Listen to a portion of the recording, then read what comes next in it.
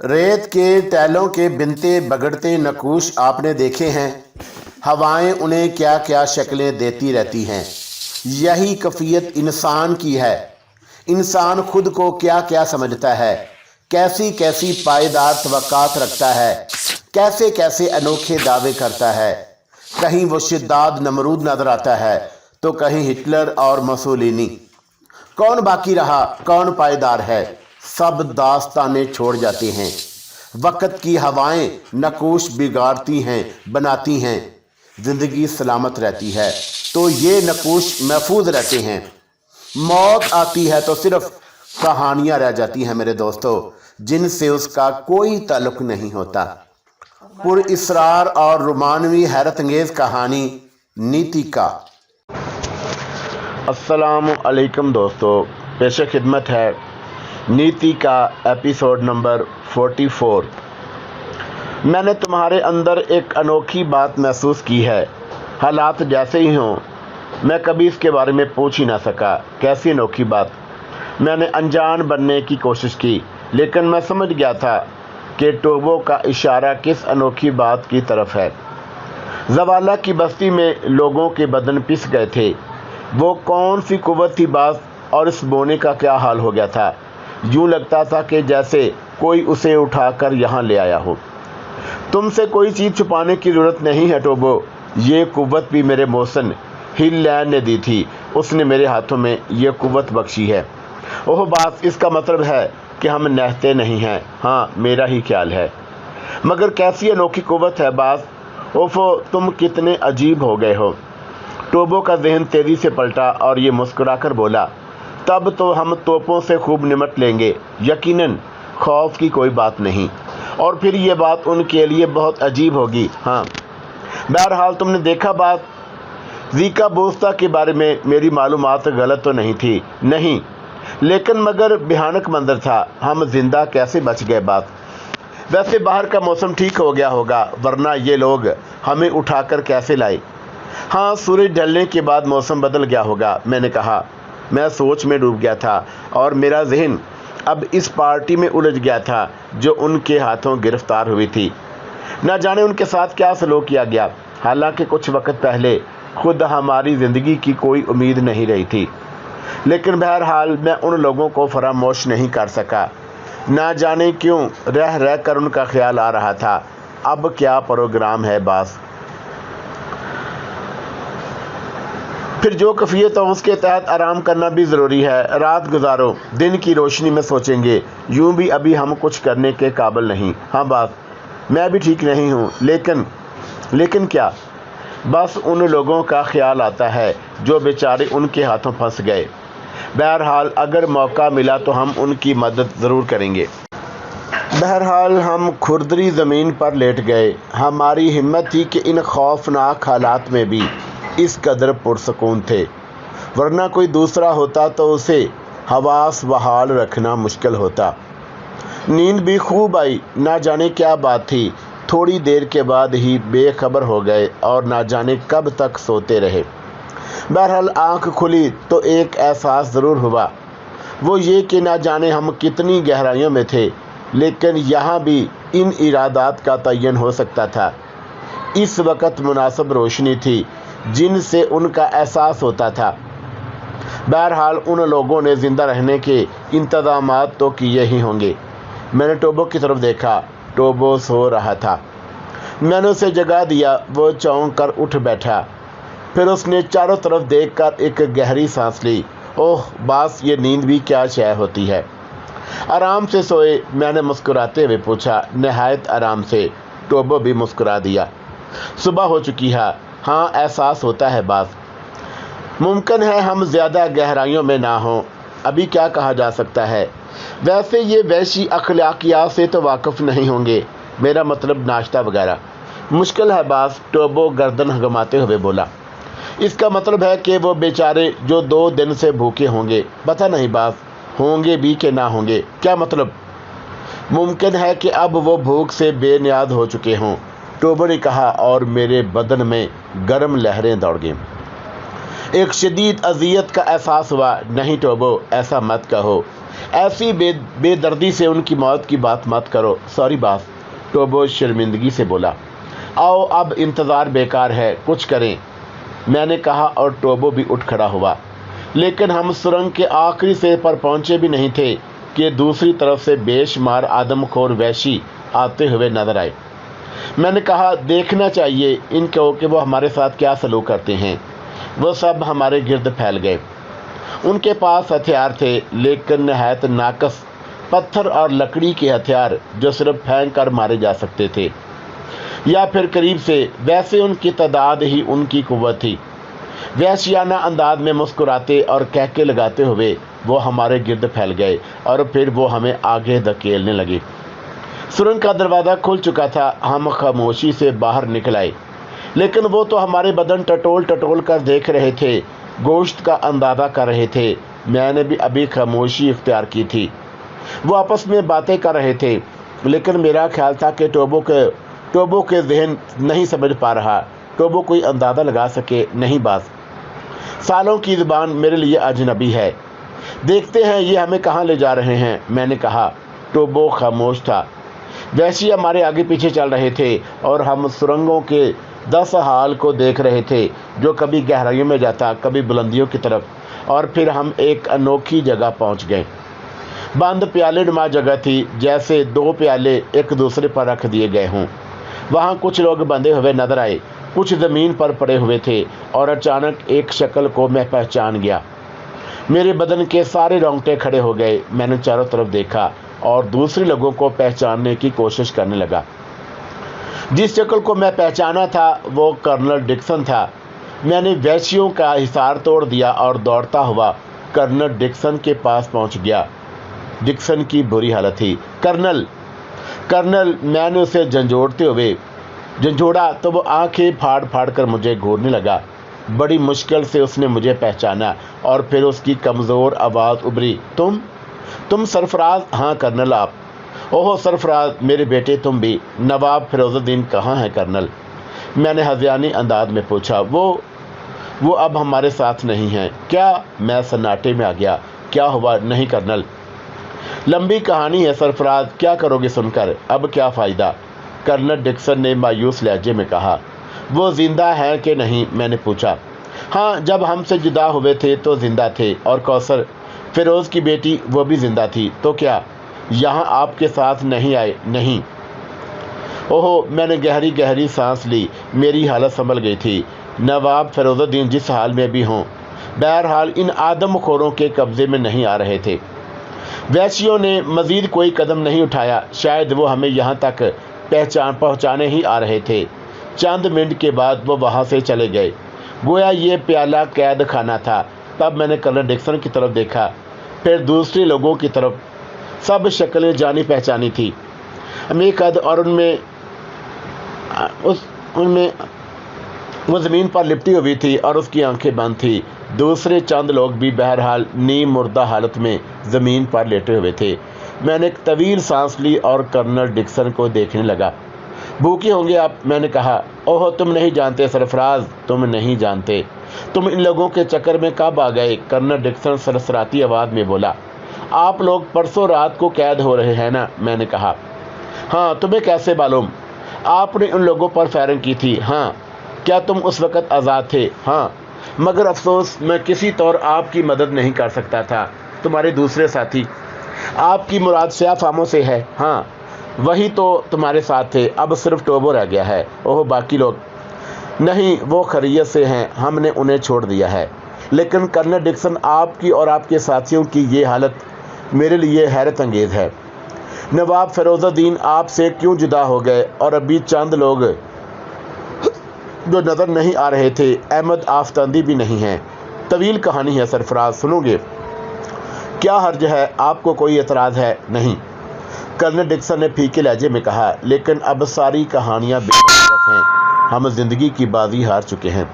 اوہو colonel Dixon, آپ تو ایک باہمت انسان ہیں، میں نے کہا۔ ہاں، اس کے ساتھ ہی حقیقت شناس بھی۔ کیا مطلب؟ وہ دیکھو، اس کونے میں خون کے کچھ دبے اور نچی ہوئی ہڈیاں۔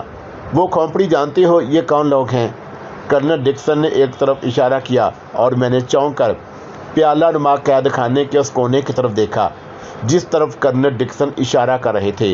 वो क्या है? मैंने खौफजदा आवाज़ में पूछा। बावर्ड, मैकलन, गल्डर और सीकी, कर्नल डिक्सन पुर इसरार आवाज़ में बोला। ये चारों हमारे साथ थे। हमारे सामने इन्हें ज़मीन पर गिराया गया। उनकी गर्दनें काट कर खून की उछलती हुई धारों के घोंट भरे गए और फिर उनके गोश्त की बोटियां आपस में तकसीम कर ली गई।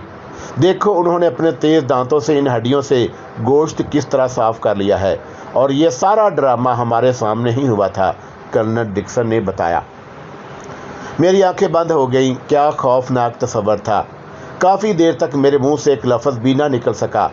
उन लोगों के चेहरे की मुर्दनी ज़मीन पर पड़ी हुई बेऔसान लड़कियां, उनकी ये कैफियत अब पूरी तरह मेरी समझ में आ गई थी। वैसी आदमखोरों की तरफ से मेरे दिल में बेपनाह नफ़रत पैदा हो गई और मैं नफ़रत की निगाहों से उन सब की तरफ देखा। और कुछ अरसे के अंदर हम सब भी इस हालत को पहुंच जाएंगे। हमारी हड्डियों के ढेर भी किसी कोने में पड़े होंगे। चुनाचा कहानी सुनने से क्या फ़ायदा? कर्नल डिक्सन ने खोखली आवाज़ में कहा। ओह मिस्टर डिक्सन, इस तरह हिम्मत ना हारें, मैंने दिलासा दिया। मेरे बच्चे, तुमने वो मंजर नहीं देखा जो मैं देख चुका हूँ। इसके बावजूद मैं आपसे सदा करूँगा कि इस कदर हिम्मत ना हारें। जब तक ज़िंदा हैं, ज़िंदा रहने की जद्दोजहद करेंगे। कर्नल ने मेरी बात पर तबसरा न किया, लेकिन उनके चेहरे की मायूसी एहसास दिला रही थी कि मेरी बातों से उन्हें कोई तकवीत नहीं पहुंची। चंद सायत मैं उनकी तरफ देखता रहा। कर्नल डिक्सन खामोशी से खिला में घूर रहा था। फिर मैंने टोबो को इशारा किया और टोबो मेरे नज़दीक पहुंच गया। मेरा ख्याल है टोबो, हमें कुछ कार्रवाई शुरू करनी चाहिए, वरना ये लोग भूखे मर जाएंगे। अब वक्त ज़ाया करना बेकार है। जो हुक्मबाज, टोबो ने कहा। कर्नल डिक्सन हमारी बात सुन रहा था। उसने निगाहें उठाकर हमारी तरफ देखा और फिर कमज़ोर आवाज़ में बोला, क्या कर सकते हो तुम इन लोगों के खिलाफ जो चींटियों की तरह भरे पड़े हैं? अगर तुम इनसे जंग भी करोगे तो कितनों को मार सकोगे? कर्नल डिक्सन, मेरा नाम सरफराज है, मैंने गुर्राई हुई आवाज़ में कहा। बराह करम आप मेरे साथ तावन करें। हम लोग नीम जा हो चुके हैं, क्या कर सकेंगे? आप इन सब को अपने कदमों पर खड़ा तो करें। टोबो, कर्नल की मदद करो, मैंने कहा और टोबो ज़मीन पर पड़े हुए लोगों को थपथपा कर खड़ा करने लगा। नीम मुर्दा चेहरों के लिए सब उठकर बैठ गए, लेकिन उनकी आंखों में ज़िंदगी की चमक ना थी। मुझे देखकर भी किसी के चेहरे पर कोई तासुर पैदा नहीं हुआ। खाली खाली निगाहें, सूने सूने चेहरे। मैंने उस प्याले नुमा कैद खाने के एक हिस्से की तरफ देखा और फिर मेरा ख्याली हाथ पत्थर की दीवार से जा टिका। मैंने उस पर कुव्वत सिर्फ की और एक खौफनाक गड़गड़ाहट के साथ पत्थर की एक सिल ने अपनी जगह छोड़ दी। आओ, मैंने अपने पीछे आने वालों को इशारा किया। बात किसी की भी समझ में ना आई थी। लोग ये गौर भी नहीं कर सके थे कि ये गैर मनूस दरवाज़ा किस तरह नमूदार हुआ। भूरे रंग के आदमखोर बोने उस गैर मुतवक्का आमद पर दौड़ पड़े थे। तब मेरी उंगलियां फैलने लगीं और मैंने उस टूटी हुई को ख्याली शिकंजे में जकड़ा और बोनों पर दे मारा। बेशुमार चीखें बुलंद हुई थी। बचने वाले का खौफजाद गिरोह पलट कर भागा और मेरे साथी टोबो ने मर्दाना वार कहका लगाया, आओ आओ कर्नल डिक्सन, इन लोगों से कहो टोबो की पुष्ट पर चले जाएं। अरे इन आदमखोरों की ऐसी के तैसी। कर्नल डिक्सन और कुछ दूसरे लोगों को एहसास हुआ था कि कोई ख़ास बात है। क्या ख़ास बात है, इस सिलसिले में कोई ना जानता था, ना ही जान सकता था। बहरहाल सब खौफज़दा अंदाज में आगे बढ़ रहे थे। ज़िंदगी की तलब हर तसव्वुर पर हावी होती है। भूख, खौफ, सब कुछ फना, लेकिन ज़िंदगी की अब भी प्यारी थी और डूबते को तिनके का सहारा काफ़ी था। सामने लंबी सुरंग थी, नहीं मालूम था कहाँ जाती है, लेकिन यूँ नहीं करना था, जहाँ भी निकल जाएं। मेरे लोग मेरी तकलीद कर रहे थे ज़िंदगी की तलाश में। हम सुरंगों में दौड़ते रहे और बिल आखिर जदोजहद रंग लाई। एक सुरंग का दहाना मिल गया। वैसे मुझे हैरत थी कि जिस कदर आदमखोर यहाँ आबाद थे, उसे देखते हुए बहुत कम मुकाबले पर आए थे, लेकिन ये खामे ख्याली थी। बहरहाल दुश्मन बेवकूफ़ नहीं होता। गार के तंग दहाने से एक एक करके तमाम अफराद बाहर निकल आए, लेकिन चट्टानी सुराखों से निकलने वाले हम तनहा न थे। चारों तरफ की चट्टानें इंसान उगल रही थीं। चींटियों की तरह कतारें बांधे बुरे आदमखोर बाहर निकलकर चारों तरफ फैलते जा रहे थे। जिसे जो हथियार मिला था उठा लाया था और हमसे जंग पर आमादा था। कर्नल डिक्सन और दूसरे लोग उन्हें देख देख कर दहशतज़दा हो रहे थे।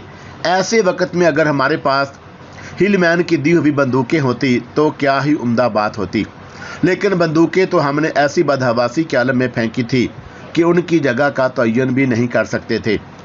बहरहाल उस वक़्त मुझे सिर्फ अपनी कुव्वत पर भरोसा करना था और उस कुव्वत को ऐसे अंदाज से इस्तेमाल करना था जो भरपूर हो और वैश्यों को पूरी तरह खौफजदा कर दे। लेकिन कर्नल डिक्सन और दूसरे लोगों के सामने ये तमाशा नहीं करना चाहता था, क्योंकि उसके बाद उनको इस सिलसिले में मुतमिन करना पड़ता और हिलमैन के बारे में किसी को कुछ नहीं बताना चाहता था। चुनाचा मैंने टोबो को इशारा किया और टोबो मेरे इशारे को समझ गया और उसने दूसरे लोगों को अपनी तरफ मतवज्जा किया और मैं खामोशी से एक चट्टान के पीछे खिसक गया।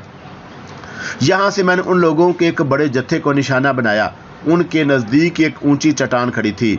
मेरी पूरी तवज्जो चट्टान की तरफ हो गई। यकायक चट्टान अपनी जगह से बुलंद हुई और उन लोगों पर जा पड़ी। बेशुमार वैशी चट्टान के नीचे दब गए और दूसरे ही लम्हे मैंने एक दूसरी चट्टान उठाई और निहायत सख्त कुव्वत सिर्फ करनी पड़ रही थी और वैशियों में दहशत फैल गई। कर्नल डिक्सन और दूसरे लोग चारों तरफ निगाहें दौड़ा रहे थे। मैं इससे पहले ही हमले में भरपूर तासर छोड़ना चाहता था, चुनाचा मैं ऐसी जगहों का निशाना बना रहा था जो हमारे करीब थी और बिलाशुबा मैं अपनी कोशिश में कामयाब हो गया था। वैशियों में दहशत फैल गई और वो दूर दूर भागने लगे। तब मैंने टोबो को आवाज़ दी, टोबो नदी की तरफ चलो, और टोबो ने कर्नल डिक्सन को इशारा किया। वो लोग नदी की तरफ बढ़ने लगे। मैं रास्ता साफ करना चाहता था और अब उन लोगों की शक्लों पर किसी कदर सुकून के आसार नजर आने लगे। वो तेजी से पीछे हट रहे थे और अब उनमें मैं उन लोगों के सामने आ गया। कर्नल डिक्सन तेजी से मेरे करीब पहुंच गया। ये क्या हो रहा है सरफराज? उसने मतहराना अंदाज में पूछा। आप पीछे हटते रहें कर्नल, इन लोगों से जितनी ज़्यादा दूर निकल सकें, मैंने कहा और कर्नल डिक्सन ने मेरी हदायत पर अमल किया। यूं हम चट्टानों से दूर हो गए और थोड़ी ही देर में काफ़ी दूर निकल आए।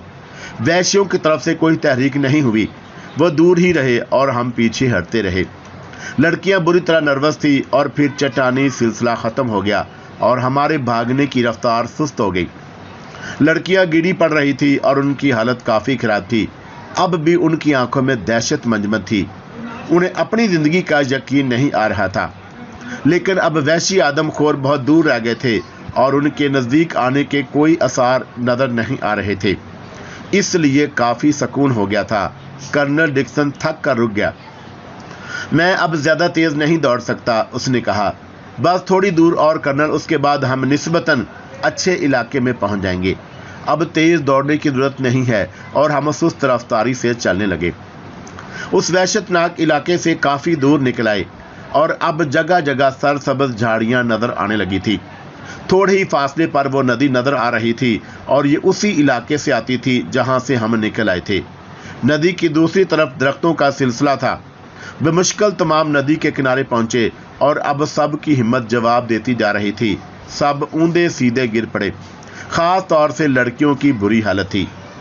कर्नल डिक्सन भी ज़मीन पर लेटकर आंखें बंद कर लीं और मैं उन सब की कैफियत देखी और एक गहरी सांस ली। टोबो, मैंने आहिस्ता से टोबो को आवाज़ दी। यस बास, टोबो ने मुस्तैदी से कहा। तुम इनकी कैफियत समझ रहे हो? किसी हद तक बास। अगर ग़िज़ा का बंदोबस्त ना हुआ तो इनमें से बहुत से काम हो जाएंगे। बंदोबस्त मुमकिन है बास। ओहो, तो तुम्हारा भी यही ख्याल है? क्या बास, जानवर मिल सकेंगे? हाँ बास, पानी भी है और सब्ज़ा भी। जानवर आसमान पर नहीं होते। तब आओ तलाश करें, मैंने कहा और दोनों चल पड़े। दरख्त छदरे थे, घास वगैरह थी और फिर हमें एक जंगली गाय नज़र आ गई। बास, टोबो ने उसकी तरफ इशारा किया और मैंने दौड़ती हुई गाय की तरफ देखा। वो करांचे भर रही थी। दूसरे लम्हे मैंने हाथ बुलंद किया और गाय अपनी जगह उछलने लगी, लेकिन मेरी गिरफ्त से कहाँ बढ़ सकती थी। मैं उसे टोबो के नज़दीक घसीट लाया और फिर हमने गाय को गिरा दिया। थोड़ी देर के बाद टोबो उसकी खाल साफ कर रहा था और मैं किसी दूसरे जानवर की तलाश में था। भुने हुए गोश्त की बू उन लोगों में ज़िंदगी दौड़ा दी और कर्नल डिक्सन दौड़ा आया था। حالانکہ اس کے قدم لڑکھڑا رہے تھے۔ اس نے پھٹی پھٹی آنکھوں سے ہماری کاوشیں دیکھیں اور پھر اس کی آنکھوں سے آنسو ابل پڑے۔ میں نے اس کے قریب پہنچ کر اس کے کندھے پر ہاتھ رکھ دیا۔ کرنل، آپ پریشان کیوں ہیں؟ یوں لگتا ہے سرفراز، اس مہم میں تمہاری موجودگی ہم لوگوں کی بہتر زندگی کی علامت تھی۔ خدا کی قسم، ان دنوں ہم بڑے بڑے خطروں سے کیسے گزر گئے تھے، لیکن تمہاری علیحدگی کے بعد ہم تفصیل سے گفتگو کریں گے۔ کرنل، آپ میری مدد کریں، ان لوگوں تک یہ گوشت پہنچائیں۔ پانی ہمیں ندی سے پینا پڑے گا کیونکہ ہمارے پاس برتن نہیں ہے۔ جو حکم سرفراز، کرنل نے انکساری سے کہا۔ دلی مسرت ہو رہی تھی۔ ان لوگوں کو دیکھ کر سب میں نئی زندگی دوڑ گئی۔ گوشت کے ٹکڑے ان سب میں تقسیم کر دیے گئے اور اس وقت وہ جان کے لیے دنیا کی سب سے بڑی نعمت تھی۔ گوشت نے ان کے جسموں میں طاقت بھر دی اور پانی پینے کے بعد ان کے چہروں پر رونق نظر آنے لگی۔ سب سے آخر میں ہم نے گوشت کھایا۔ مقدار کافی تھی، سب نے خوب پیٹ بھر لیا تھا اور پھر سب ایک جگہ بیٹھ گئے۔ میرے خیال میں دوستو، ہمارے قیام کے لیے یہ جگہ مناسب نہیں۔ اب آپ لوگوں کی حالت بہتر ہے، ہمیں تھوڑا سا سفر اور کر لینا چاہیے۔ ہم تیار ہیں، سب نے کہا اور ہم چل پڑے۔ اس کے بعد رات گئے تک سفر جاری رہا۔ راستے میں مزید گوشت کا بندوبست کر لیا گیا۔ کرنل ڈکسن نے شکار کا وہ عجیب طریقہ دیکھا جب دوڑتے ہوئے جانور اچانک تکلیف میں مبتلا ہو جاتے، گر پڑتے اور ٹوبو ان پر قابو پا لیتا۔ اس طرح رات کی خوراک کا بھی معقول بندوبست ہو گیا۔ اس میں اب دوسرے لوگوں نے بھی مدد کی تھی اور پھر جب ایک پرسکون اور خوشگوار ماحول میسر ہو گیا تو میں نے انجیلا کو جا لیا۔ ہیلو ڈنیلا، انجیلا، میں نے اسے پورے نام سے مخاطب کیا۔ خوابوں کے آدمی، ڈنیلا نے مسکراتے ہوئے کہا، کیسی ہو؟ جیسی ہوں تمہارے سامنے ہو، مگر تم کہاں کھو گئے تھے؟ یہ جنگلوں میں، پہاڑوں میں نے مسکرا کر کہا۔ یوں لگتا ہے جیسے تمہارے ساتھ آسانیاں سفر کرتی ہوں۔ جو ہی تم ہمارے درمیان سے ہٹے، مصیبتوں کا دور شروع ہو گیا اور اب جب تم دوبارہ ملے تو زندگی ساتھ لائے۔ مجھے خوشی ہے ڈنیلا کہ میں تمہارے کام آ سکا۔ تم تو کچھ اور پر اصرار ہو گئے سرفراز۔ مطلب کیا؟ سب تمہارے بارے میں دبی دبی سرگوشیاں کر رہے ہیں۔ اوہو، میں نے مسکراتے ہوئے کہا، بس میری خوش بختی ہے کہ میری کاوشیں تمہاری زندگی بن گئیں۔ تم ٹھیک ہو سرفراز؟ ہاں ڈینی، بالکل ٹھیک۔ سیاف ہم تمہارے ساتھ ہے؟ ہاں، میرا ساتھی، میرا دوست۔ میں نے ٹوبو کی طرف دیکھا اور دوسرے لوگ، وہ سب چھوٹ گئے۔ تم در حقیقت اس وقت بھی انوکھے تھے سرفراز، اور اب بھی انوکھے ہو۔ کہاں بھٹکتے رہے؟ بس انہی جنگلوں میں تمہارے لیے۔ ممکن ہے تمہیں کبھی میری مدد کی ضرورت پیش آ جائے۔ اف خدایا، زندگی کیسی بھیانک ہو گئی تھی سرفراز، نہ جانے ہمارے دل دہشت سے رک کیوں نہیں گئے۔ شاید زندگی باقی تھی۔ اوفو، ہمارے سامنے ہمارے ساتھیوں کا گوشت آپس میں تقسیم ہوا تھا۔ خدا کی پناہ، خدا کی پناہ۔ ڈنیلا کی آنکھیں دہشت سے پھیل گئی تھی۔ بہرحال تم بچ گئی، مگر ہوا کیا سرفراز؟ کسی کی سمجھ میں نہیں آیا۔ اچانک ان پر چٹانوں کی بارش کیسے ہو گئی؟ تمہارا کیا خیال ہے؟ میں نے مسکراتے ہوئے کہا۔ دھماکے بھی نہیں ہوئے تھے جس سے اندازہ ہوتا کہ شاید بارود استعمال کیا گیا ہو۔ پھر تم کیا سوچ رہی ہو؟ صرف میں نہیں، سب کا ایک ہی خیال ہے۔ اوہ کیا؟ یہی کہ تم پر اصرار قوتوں کے مالک ہو۔ پہلے بھی تمہاری وجہ سے کامیابیاں شریک سفر تھی اور اب بھی۔ جب تمہاری شکل نظر آئی تو موت کے جبڑے کھل گئے اور ہم اس کے حلق سے نکل آئے۔ اوہ، میں نے اس کی بات کو غور سے سنا۔ میں اس سے لطف اندوز نہیں ہوا، بلکہ میں نے سنجیدگی سے اس کے الفاظ پر غور کیا۔ ہل لینڈ کے دیے ہوئے تھے تحفے، بہرحال اس کی امانت تھے۔ میں اس کا راز کسی پر ظاہر نہیں کرنا چاہتا تھا، لیکن ان سے کام لینا بھی ضروری تھا۔ اس لیے اگر یہ افواہ کوئی حیثیت اختیار کر جائے تو کیا حرج ہے؟ ڈنیلا میری شکل دیکھ رہی تھی۔ کیا ہم سب کا خیال غلط ہے؟ اس نے پوچھا۔ اوہ ڈنیلا، یہ اتفاقات بھی ہو سکتے ہیں۔ کتنے اتفاقات ہوں گے؟ بہرحال مجھے خوشی ہے کہ میں تمہارے کام آ سکا۔ اقرار نہیں کرو گے؟ تم میری دوست ہو ڈنیلا۔ بہرحال میں خاموشی اختیار کیے لیتا ہوں۔ اسی وقت کرنل ڈکسن میرے پاس پہنچ گیا اور اس کے انداز سے عقیدت ٹپک رہی تھی۔ مصروف ہے مسٹر سرفراز؟ اس نے اپنائیے سے پوچھا۔ نہیں، آئیے مسٹر ڈکسن۔ بس ڈنیلا سے باتیں ہو رہی تھی اور کرنل ڈکسن ہمارے پاس ہی بیٹھ گیا۔ کاش میں اس محفل میں آپ حضرات کو چائے پیش کر سکتی، ڈنیلا نے ظریفانہ لہجے میں کہا اور کرنل ڈکسن مسکرانے لگا۔ یوں سمجھ لیں مس ڈنیلا، ہمارے ہاتھوں میں چائے ہے۔ اور ہاں، ڈنیلا بھی مسکرا دی۔ میں آپ سے بہت سی باتیں کرنے کا خواہش مند ہوں سرفراز۔ ضرور، میں حاضر ہوں میرے بیٹے۔ میں بھی ان شرمندہ لوگوں میں شامل ہوں جو تمہاری جدائی کے بعد پشیمان ہوئے تھے، لیکن بعض زبانوں نے کھلے الفاظ میں اعتراف کیا کہ جس دن سے تم گئے پارٹی کا شرادہ منتشر ہو گیا۔ گزری بات ہے کرنل، جانے دیں، میں نے اعتراف کیا ہے۔ اب اس بات کو ذہن سے نکال دیں۔ یہ تمہاری بڑائی کا ایک اور ثبوت ہے۔ اس نے دیکھا تم نے شطرنج کھیلی اور یوں کھیلی کہ بات عقل سے باہر ہو جاتی۔ کچھ سمجھ میں نہیں آتا تھا کہ کون سی چالیں چلی جا رہی ہیں۔ پھر ہم سب نے دیکھا کہ تمہاری وجہ سے ایسی آفات ٹلی جن میں ہلاکت لازمی تھی، مثلاً ہاتھیوں کا طوفان۔ اور پھر اس وقت جب شکار سے مایوس ہوئے تو تم نے شکار کے ڈھیر لگا دیے۔ تمہاری کون سی بات کا اعتراف کیا جائے؟ بہرحال شکریہ۔ نہیں، اس کے بعد تم عزتوں کے محافظ تھے، لیکن ہر دل احساس کمتری کا شکار ہو چکا تھا، کیونکہ کوئی بھی تم جیسا نہیں تھا۔ مجھے کسی کی پرواہ نہیں تھی، لیکن نواب فیروز الدین بدقسمت انسان تھا۔ خیر، جانے دیں، میں ان کے بارے میں معلوم کرنا چاہتا ہوں۔ ہیروں کی چمک انسان کے سارے رشتے فراموش کرنے پر مجبور کر دیتی ہے سرفراز۔ فیروز الدین نے بھی دوست کھو دیے۔ کیا آپ لوگوں میں کوئی اختلاف ہو گیا؟ ہاں، اور اس کا روح رواں فرزان عامری تھا، اور جس کی کہانی سنی گئی تھی۔ ہاں، اسی کی بات کر رہا ہوں۔ تو آپ اس تک پہنچ گئے تھے؟